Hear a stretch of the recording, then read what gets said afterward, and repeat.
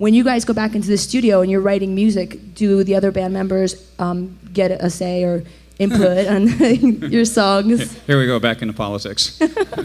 Of course, they'll get their say. If what they've got is good, we'll use it. If it's not, I'm sorry, it's not going to be used. I mean, at the end of the day, the most important thing for Megadeth music is that the music passed the quality test. And there was a period when Marty Friedman was in the group.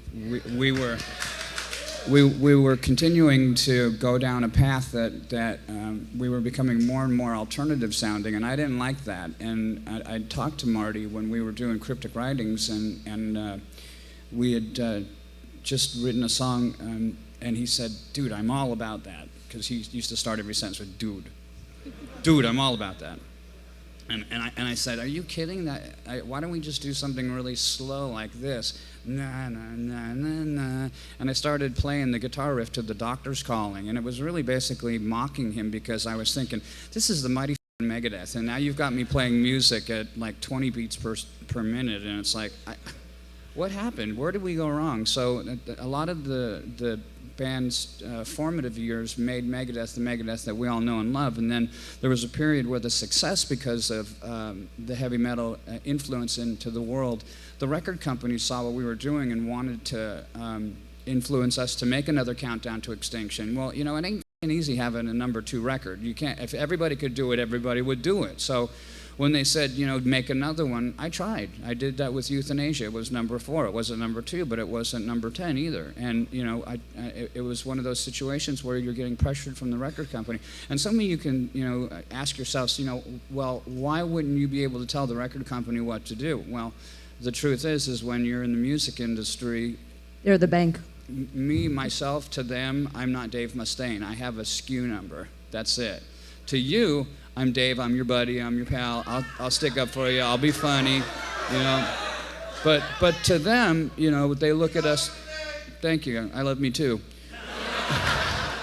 And they look at product, and when you make a decision with a band, you affect not only the band members, but their families too. So when you get pressure as a band leader, which I fashion myself as, you've got to make decisions for other people. It's easier if you're in a band with fewer people because less people get affected by it. But going back to your initial question about who influences the songs and what is their input, when we had done some of the initial recording back when Nick Menza had come into the group, Nick was a jazz drummer and he was also Chuck Beeler's roadie, and I had just shot my mouth off in Ireland about the IRA because somebody was selling T-shirts in the concert, and I said, well, they can't do that. And he goes, well, it's for the cause, Dave, okay? It's for the cause, okay?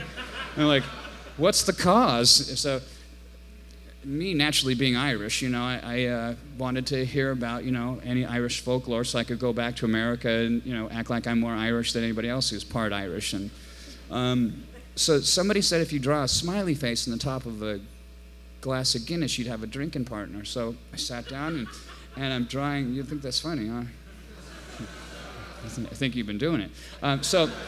I drew a couple of smiley faces and I listened to the story about the claws, and it made it so simple to me. He said it's just prejudice religion. One religion thinks it's better than another one. And I thought, well, that's pretty simple for me to figure out in my rock star brain. Prejudice, prejudice, prejudice. And I got up on stage and I said, this one's for the cause, anarchy and Antrim.